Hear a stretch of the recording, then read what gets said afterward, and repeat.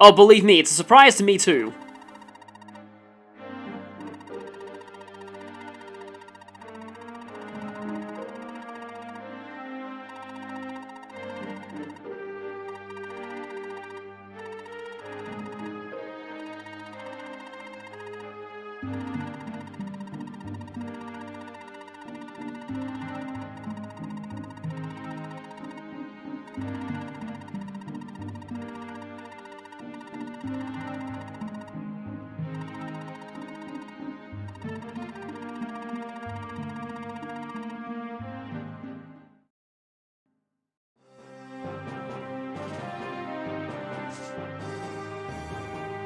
Our next destination is the Reeve Palace, and there we have the first corps, led by Julius himself, and I think his class is actually unique, because our class is called Wyvern Knight, but he's a Wyvern Lord.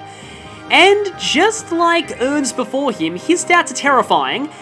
He also has Soul, Nile, Adept, and Charisma, Goddess Shield to protect him from effectiveness bonus from arrows, a Magic Shield to make him a little bit more resistant to magic, although still not by a whole lot.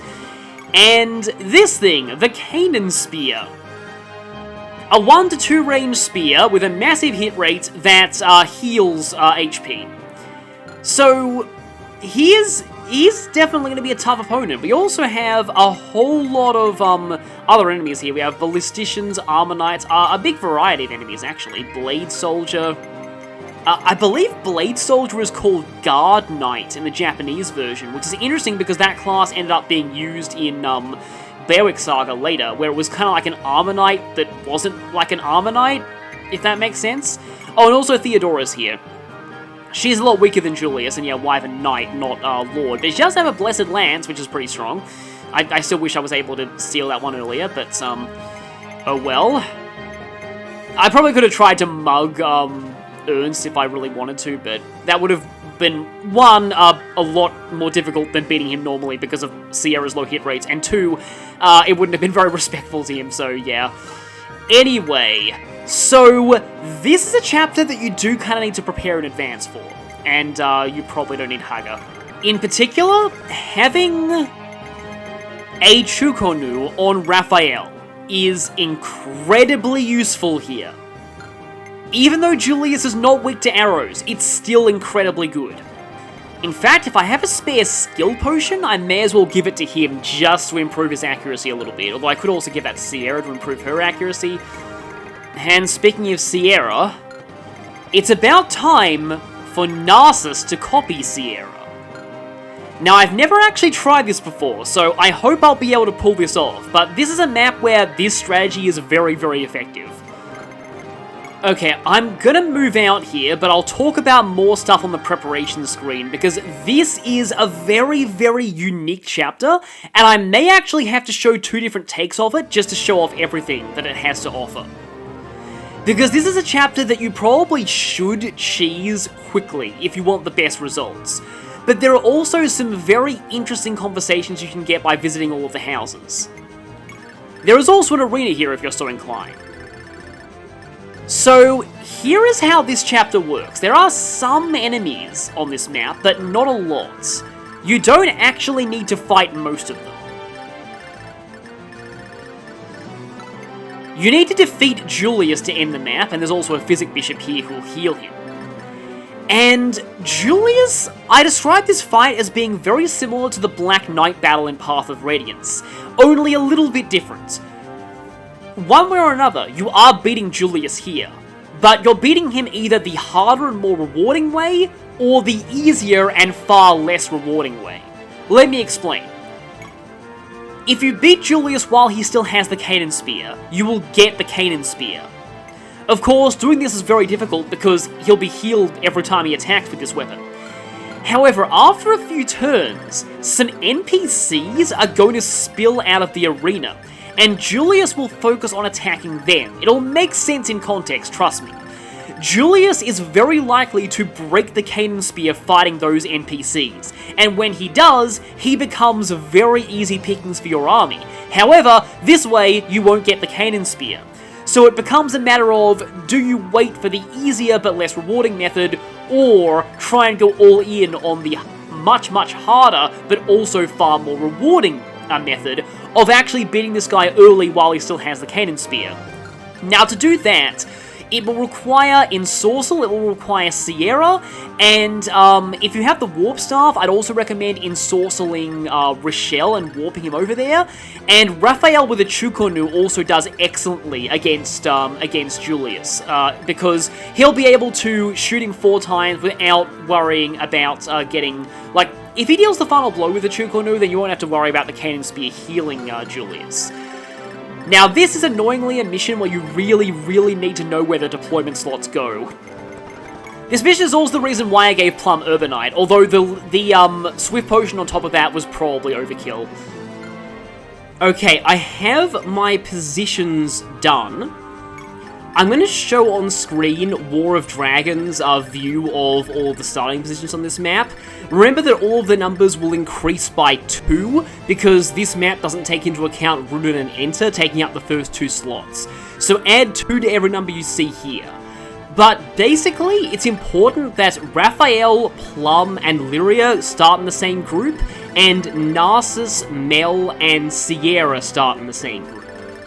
And with that, I'm going to start this map.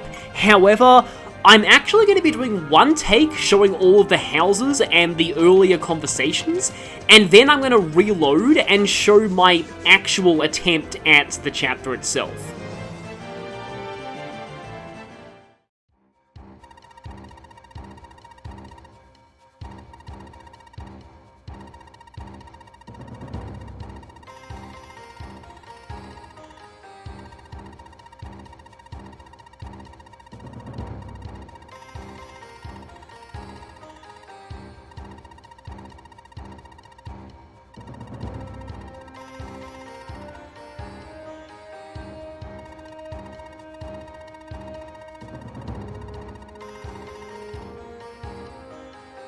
Yeah, if you checked the map earlier, you'd notice there aren't a lot of enemies.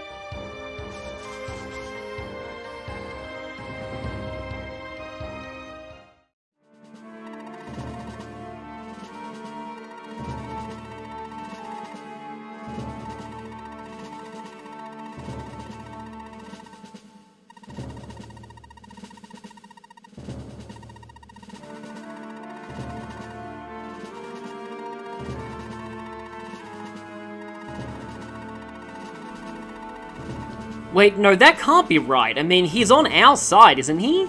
He wants this war over. He approves of senates. What's going on here?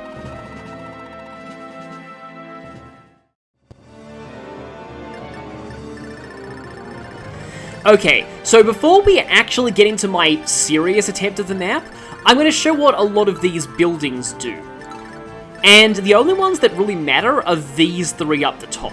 The rest of them, yeah, basically you don't need to worry too much about the rest of them. But I'm going to go ahead and have Narcissus imitate Sierra, just, well, 1 as a sneak preview for later, and 2 just so that I have 2 people to warp to houses and show what happens in them. So The house with the blue roof teaches you Gladiator, but this house here is a little more interesting.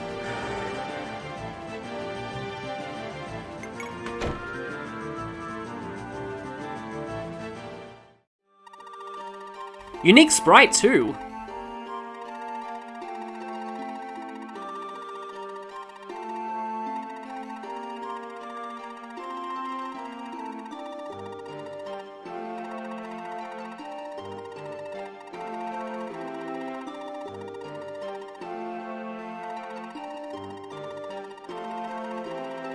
Yeah, this is just like what happened back in Granada. Like, the Imperial Army was actually, they were actually the only ones keeping law and order in the place. So this is another Good Samaritan event, just like the one back in Orcus Village. Holmes' chapter 14, I believe. So doing this gives the character who did it +1 luck, I think, and it also uncurses any cursed weapons across your entire army. I think that's the last one in the game. And I suppose with the help of Plum Dancing, I can visit the other house here. I will be doing something very important with Raphael, but that will be in the main attempt of the chapter. I'm just mostly doing this to show story.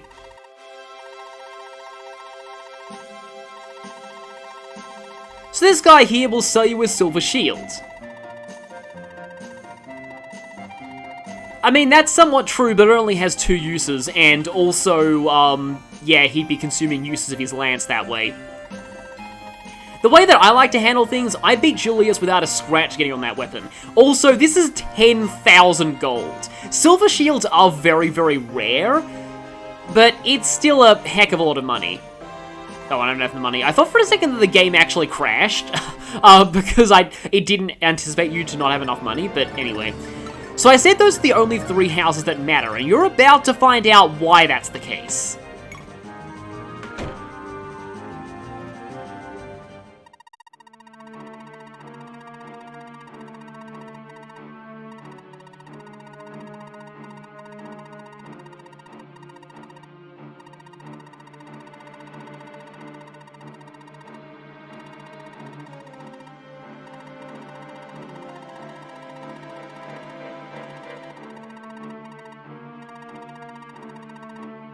Yeah, they just straight up say, no items for you. And we'll just be seeing more and more of that as we go through here. The people here just do not like us.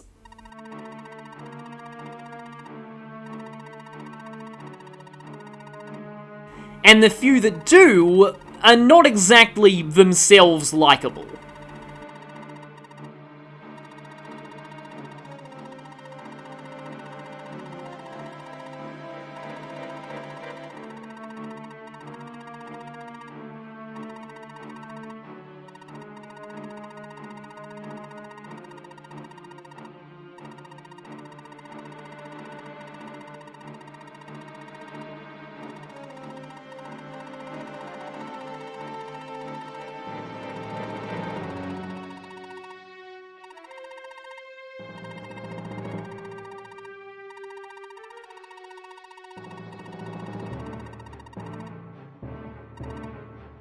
And look, it's a palette swap of Mince's former lover from earlier.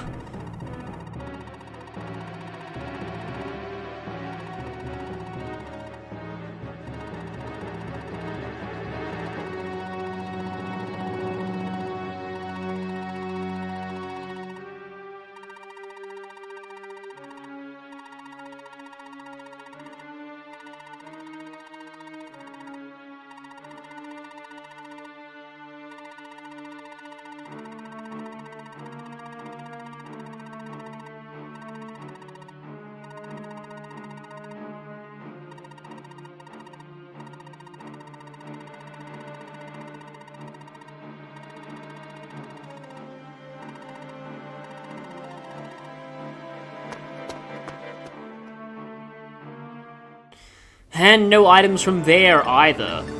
So I do actually really like the concept of the village conversations in this chapter.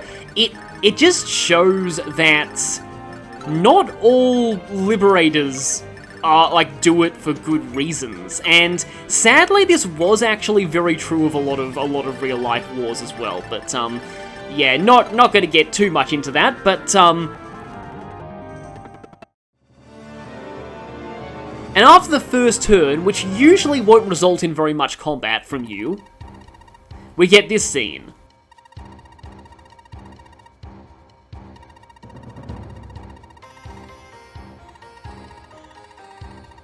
So, if the prince wants all of the soldiers to retreat, then why do we even have to fight enemies at all on this map?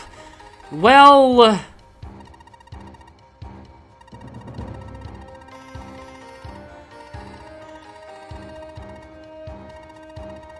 he's staying behind.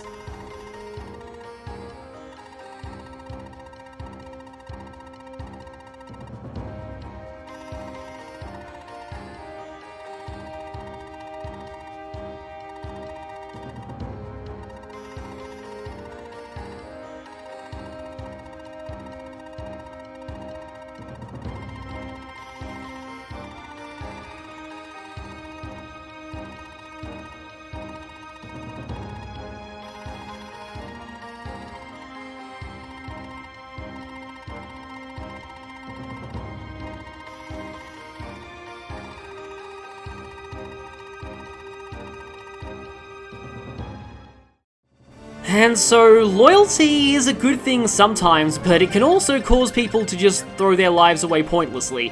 So yeah, starting from now, enemy reinforcements will appear from the barracks every turn. They're not particularly strong, but you want to stay away from this half of the map regardless. Also, it's not often that you see the generic general portraits for enemies, because most enemy generals are bosses. It's a pretty strong general too. I'm guessing that was the person with the portrait who was speaking there. So, with that, I just want to show off the final few houses here. And then there's one more thing that I want to show.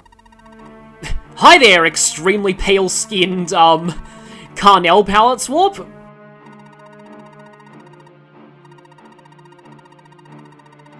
Well, I mean, you're a palette swap of a noble, you're not one to talk.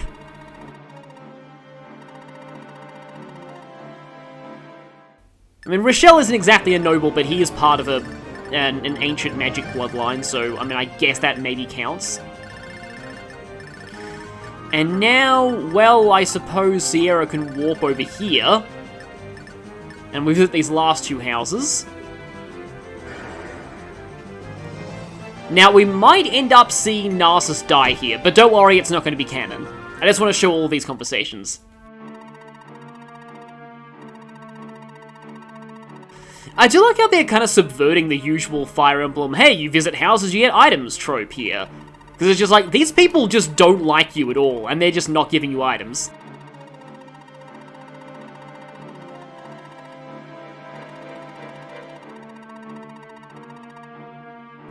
Because, I mean, this place was run pretty badly even before the Empire invaded. Remember, this was the kingdom of King Badum. I still can't take that name seriously.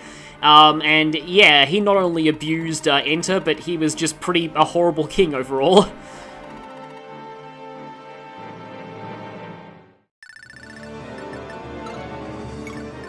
And now, finally, this house. Having two Warpers is pretty great, but I will probably need to find, like, I think Latina needs to gain some more mastery before she can actually,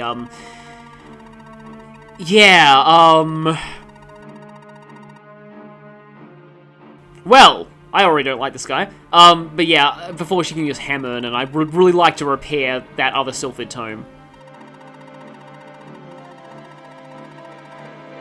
Well, I wouldn't say she's been cooperating, but more that she's just been taking in war orphans from all sides.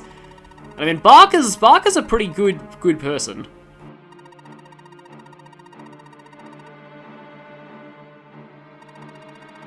Wow, okay, that is really, that is some pretty extreme language. I kind of wonder if that was a little bit maybe embellished in the translation. I mean, I know that he was probably speaking rudely, but I wonder if that word was maybe a bit too over the top.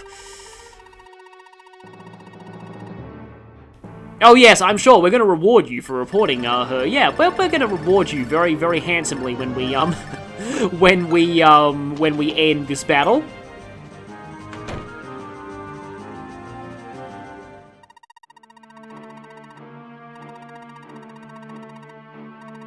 It's kind of funny how we've been known as that, but we never really come up with the term. It was kind of mostly Richard's idea.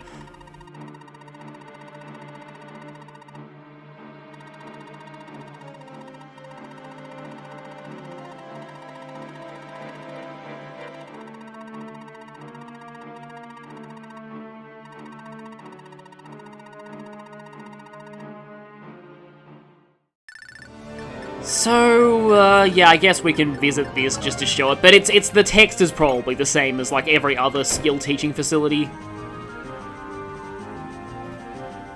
I want to wait out one more. Yeah, it's exactly the same dialogue. Yeah, Gladiator Barracks, blah, blah, blah.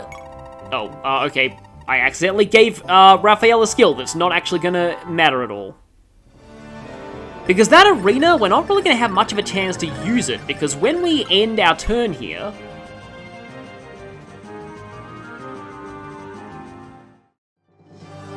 Well, after this happens.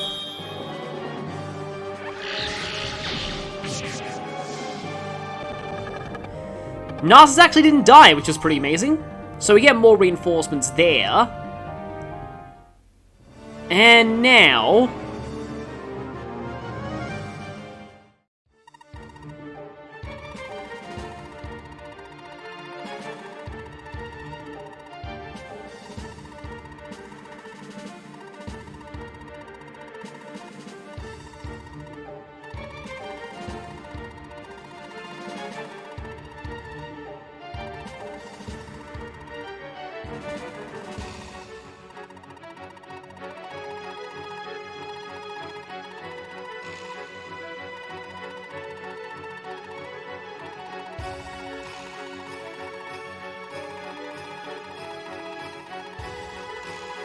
And again, we get more people who are technically on our side, but just not likable.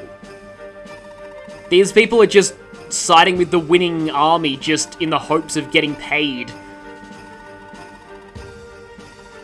It's an interesting, point, and this does happen in a lot of real wars, and it's just not really gone into all that much in many of the games in the series. I mean, I suppose you have Lephus from, Thracia, kind of, as an example of someone who's on your side, but also unsympathetic, but... yeah, it's not quite to this extent. So here's what I was actually talking about earlier. So if you get to this point, then Julius is actually going to go and fight the Gladiators. And as he hints here... he'll be using the Holy Spear of Canaan against them.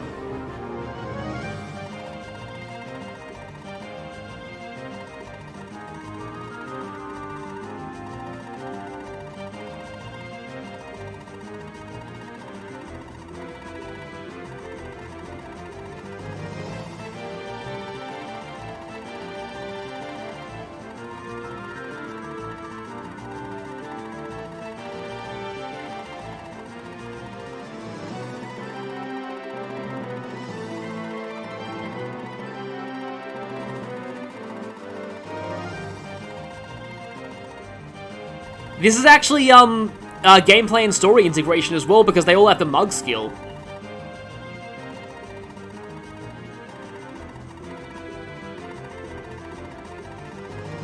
And I would say that, you know, we'll take all the help we can get, and they're on our side, so we should at least tolerate them for now.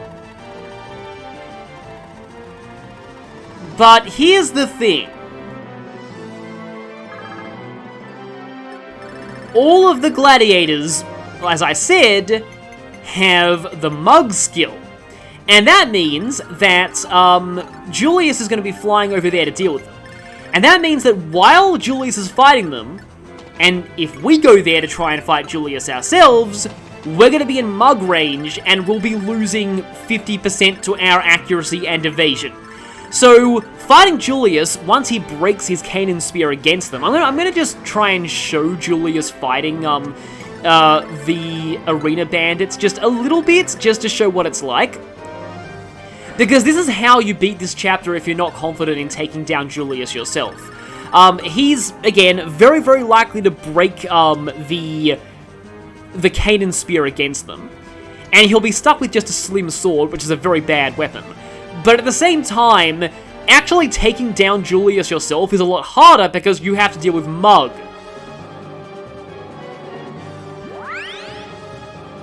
And yeah, that just gets, it gets really, really annoying. So like, as you can see, Julius is going to go there.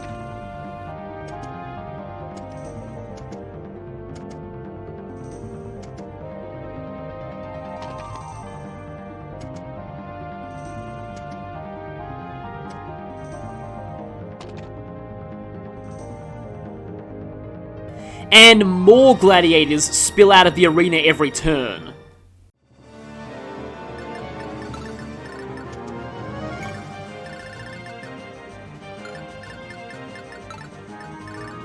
I just realized that guy up there is a cavalier, and you don't often see cavaliers as enemies in this game.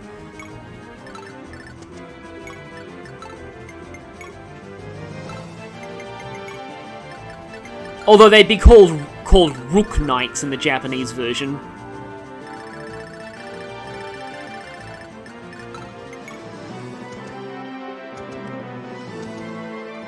Yes, they just run over there and sort of try and go for the Imperials coming out of the barracks, so there'll probably be a big melee over there if you let this chapter go on for a while. You really don't want this chapter to go on for that long, though. And so yeah, Julius is going to be trying to take down as many of them as he can. And he has a different boss quote against them than he has towards you. So he'll definitely one-round all of them, but at the same time, that's 2 uses of the Cadence Spear used up every time. So it is interesting, and I do feel like it's kind of a better way of handling an optional but rewarding fight than like the Black Knight battle, where it's pretty much entirely luck-based. And yeah, even more gladiators. So now, I'm going to reload, and I'm going to show you the strategy that I'm going to use to take down Julius before the gladiators even start becoming a problem. The one more thing I want to mention. As you know, when I first played this game, I was using the original translation patch that had pretty much fallen apart at this point. In this patch, the Gladiator's faction name was translated as Breadwinner. I remember at the time I was playing it at university and someone actually came over my shoulder, saw that, and said, wow, that's a really bad translation.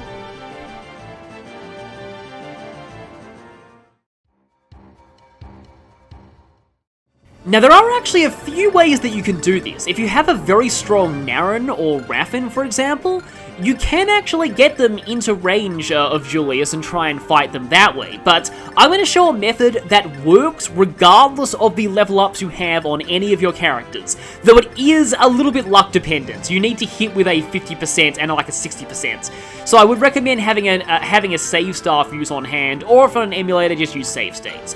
So for this method, what you need to do is you need to ensorcel Sierra and Narcissus. They both need to have Sylphid as well. Sylphid's very important. And for this, you actually have to have had Mel and Roger on Holmes's route on the first split, because that gets you both Sylphid tones. You also need to talk to Alfred with Alicia in Chapter 21. So yeah, now we have Sierra Narcissus, who can warp. Her stats are, stats are not that good, but at least Narcissus can warp in this form. And I'll need to wait one more turn so I can ensorcel him as well. Now we empower Raphael.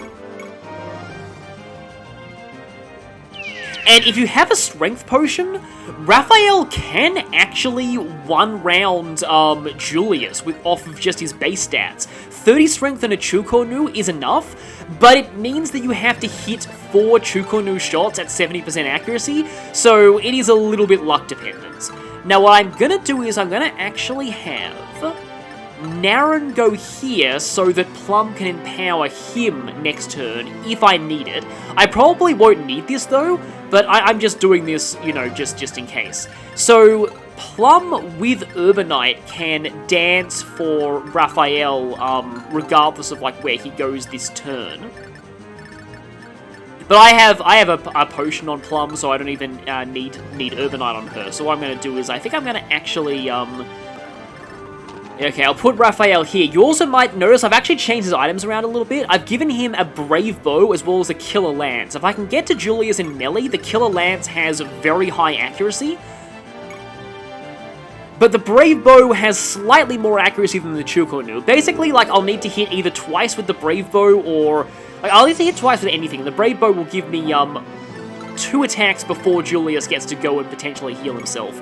Similar with the Chukonnu, but, it's slightly more accuracy. So, now, this is actually a little bit frustrating, though. I normally like to beat this chapter with as few enemy casualties as possible, just because of the story, but I'm gonna have to kill both of these first corpsmen, unfortunately. Which is kind of sad, but they will be the only casualties of this map besides Julius. Hopefully.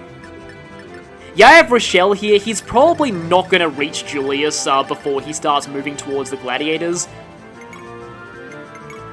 Well, I guess I can Physic Narcissus for a little bit more experience for Latina. Just get her closer to being able to use Hammern.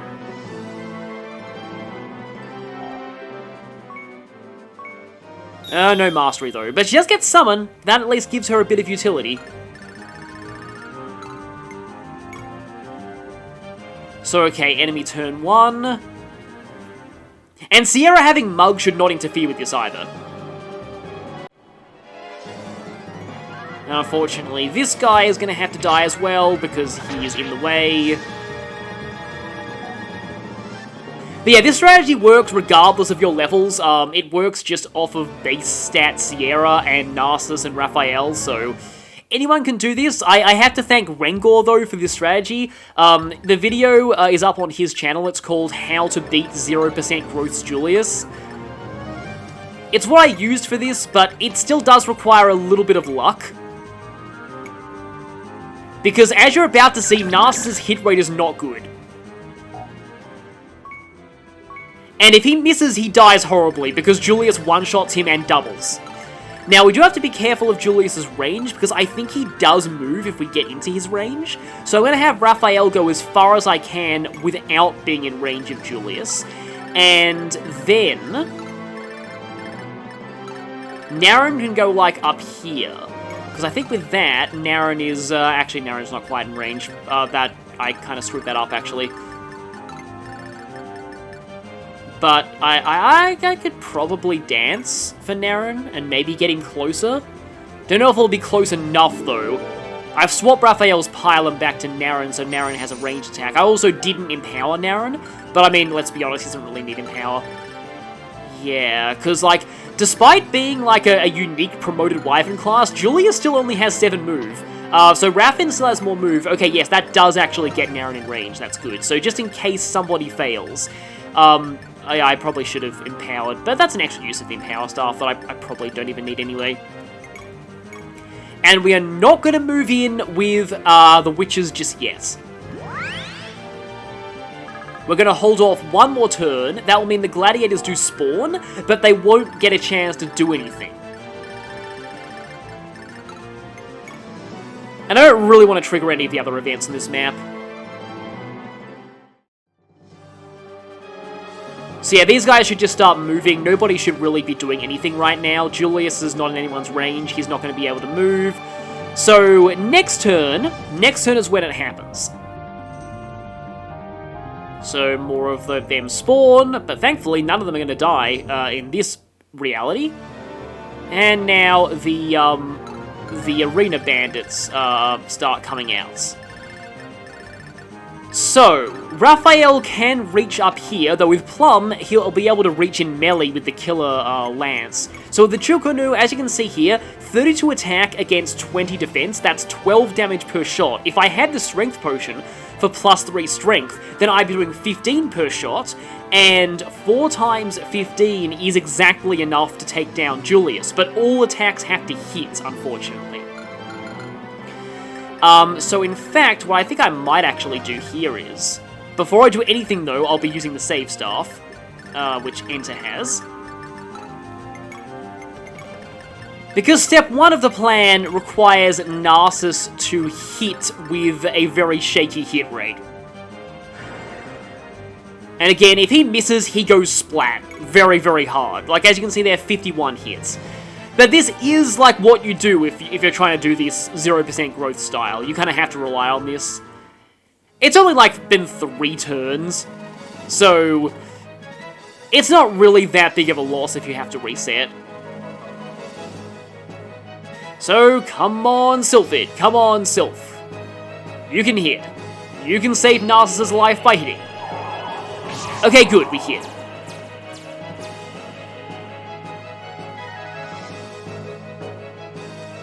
And yeah, it said Julius was magically frozen twice because he doubles. Now, I may not even need Sierra if I get incredibly lucky with Raphael here. So, I kind of want to do that, actually. And now, normally, I don't know if I really need this, but I want to go for the extra accuracy anyway. It might turn out to be really helpful. Though, I gotta remember, though, even with the Chukonu, if I don't finish him off, then he's going to attack back and regain a huge amount of HP with the Cannon Spear, and he will also kill Raphael because his attack speed is ridiculous, so he's going to be doubling. But, like, for example, if I use the Chukonu here, I have 70% accuracy, and I get 4 attacks before he gets a chance. I do 12 each hit. Yeah, I need to hit... Actually, I need to hit with all 4 in order to do this. Whereas if I use the Brave Bow, I still get double, but I have 75 hits and get 2 attacks before he gets a chance to hit me. And I do 17 damage each time, which I think is just barely enough not to do it. That's like 34? Yeah, I think that's 34, which is actually really annoying. Because I could have Naren attack, but then he gets to go with the Cannon Spear and heal himself. And he also doubles Naren because Julius is ridiculous. And also I could use the Killer Lance here for perfect accuracy, actually. And he doesn't have Vantage, so that's probably fine. But yeah, I do actually have to warp Sierra in, and she also needs to hit. And I believe her hit rate is something in the vicinity of like 60. And if I do this, I can't actually have Raphael attack in melee with the Killer Lance. Because then he's going to be in mug range. But yeah, Killer Lance is a decent weapon if you can get Raphael into melee, because its hit rate is very, very high. Oh, don't miss, please. Oh, yep, I have to reset. Yeah, like, no 2 ways about it, you have to reset with that. Because she's dead. And he fully heals himself. Wait, what? What? The RNG's different now. Maybe loading a save changes the RNG? I just had a weird idea. This means that Raphael gives up using the secret potion, but if I put Land's Mirror on Naren, and then I put Naren here, that should mean that Narcissus and Sierra will be in, and also Raphael will be in Land's Mirror range from here. Yeah, so they now have 5% more hits. Still bloody missed.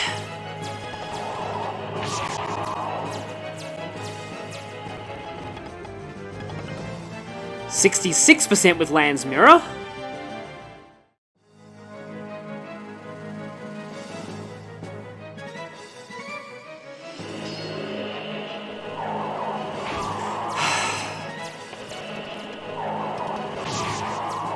Okay, apparently moving Rune a few spaces changed the RNG enough to let this happen.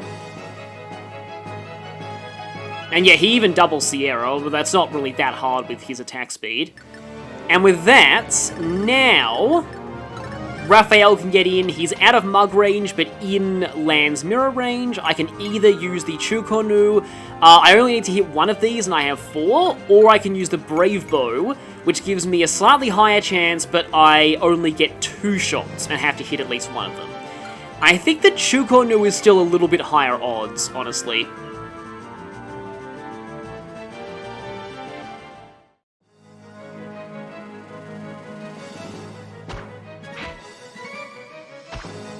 There we go.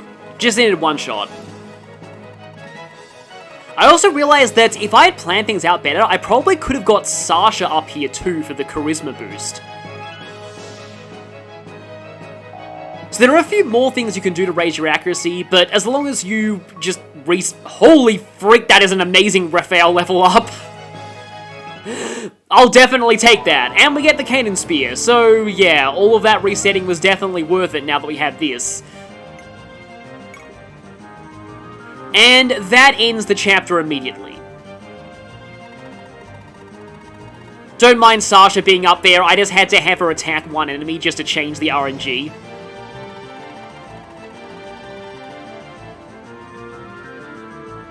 And all the enemies are gone.